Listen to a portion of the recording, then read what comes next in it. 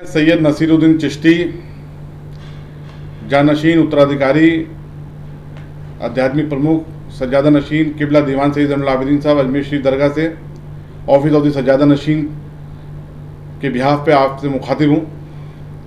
आज हम सब के बीच में एक बहुत अहम मसला है जिसके लिए मैंने आपको आमंत्रित किया है। आप लोग आए, तशरीफ़ लाए, बहुत बहुत शुक्रिया। जैसा कि आज के समाचार पत्रों से हमें जानकारी मिली है और अभी हमारे वकीलों से भी हमें जानकारी मिली है कि अजमेर न्यायालय में दरगाह ख्वाजा मोइनुद्दीन चिश्ती रहमतुल्लाह साहब के मामले में एक सिविल वाद दायर किया गया है हिंदू सेना नामक संस्था द्वारा कि यहाँ पर उन्होंने दावा किया है कि यहाँ पर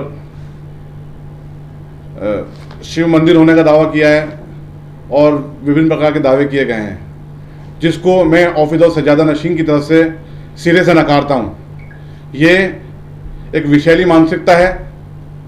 हमें पूरे देश को इस पर सोचना होगा कि देश में राजनीति और धार्मिक कट्टरता कितनी चरम सीमा पर पहुँच चुकी है कि अजमेर जैसी पवित्र स्थल ख्वाजा मोइनुद्दीन चिश्ती रहमतुल्लाह की दरगाह, जो हिंदुस्तान के मुसलमान ही नहीं पूरी दुनिया के मुसलमान और साथ साथ में मुसलमानों के साथ साथ हर धर्म के लोगों की आस्था का केंद्र है, हर धर्म के लोग इसका सम्मान करते हैं, यहाँ हाजिरी देते हैं। ये वो दरगाह है जहाँ पर प्रधानमंत्री नरेंद्र मोदी साहब हर साल गरीब नवाज के उर्स के मौके पे चादर भेजते हैं। नरेंद्र मोदी जी के बर्थडे के मौके पे, उनके जन्मदिन के मौके पे यहाँ पर लंगर बना करके बांटा जाता है।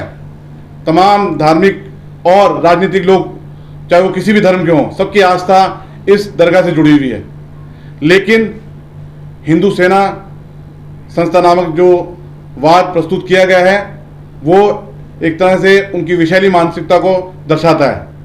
हम सिरे से इसको खारिज करते हैं। हिंदुस्तान के इतिहास की तारीख उठा के देखेंगे तो ऐसी कहीं तारीख मौजूद नहीं कि इस धार्मिक स्थल पे किसी ने उंगली उठाई हो। अजमेर दरगाह ख्वाजा मोइनुद्दीन चिश्ती रहमतुल्लाह 1192 में हिंदुस्तान में तशरीफ लाए और 1236 में आपका विसाल हुआ। उसके बाद से इस दरगाह के अंदर तमाम किस्म के जितने भी राजा रजवाड़े, चाहे वो मुगल और मुगलों से पहले तुगलक हों, खिलजी हों, राजपूत राजा हों, यहाँ तक के मराठा भी, सब ने इसमें अपनी अकीदत जाहिर कही है, इस दरगाह पे हाजिरी दी है। सब ने मान सम्मान की नज़र से इस धार्मिक स्थल को देखा है और उनके बाद में अंग्रेजों में भी हुकूमत आई, उन्होंने भी मान सम्मान की नज़र से इसको देखा। किसी भी तारीख में, किसी भी इतिहास की पुस्तक में इसका कहीं जिक्र नहीं है कि यहाँ पर किसी किस्म से भी मंदिर हो या किसी किस्म की पूजा पाठ रही हो। दरगाह के अतराफ में, दरगाह जो 13 बीघा की एक भूमि है, दरगाह एंडोमेंट, उसके अंदर किसी किस्म से आज तक किसी इतिहास की बुक में नहीं है। और जिस एक सिंगल बुक का हवाला दिया जा रहा है, अजमेर हिस्टोरिकल एंड डिस्क्रिप्टिव, जो हरबिलास शाहजहां जी के द्वारा लिखी गई थी, उसकी कोई ऑथेंटिसिटी नहीं है। अगर ऐसा होता तो इतने इतिहासकार गुजरे हैं, इतनी तारीखी किताबें ख्वाजा साहब के ऊपर लिखी गई हैं, किसी में तो इसका जिक्र होता। ये एक देश में गंगा जमनी तहजीब और सांप्रदायिक सौहार्द को बिगाड़ने की कोशिश की गई है।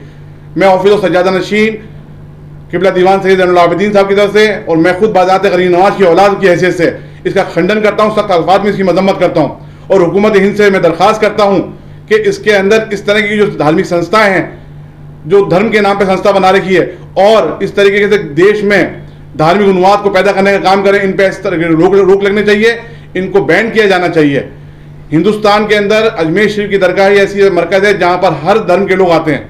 यहाँ तो हमेशा मोहब्बत अमन का पैगाम दिया गया है, यहाँ तो अमन आस्ती का पैगाम दिया गया है। यहाँ पर धर्म नहीं देखा जाता, यहाँ लोग आते हैं बिना धर्म जाने।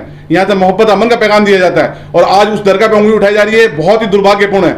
हम इसको सिरे से कंडेम करते हैं। जिन झूठे तथ्यों पे, मनगढ़ंत इतिहास पे ये दावा पेश किया गया है, इसको पूरी मजबूती के साथ लड़ा जाएगा, इसकी सामना किया जाएगा और इंशाअल्लाह ताला इस दावे को खारिज कराया जाएगा।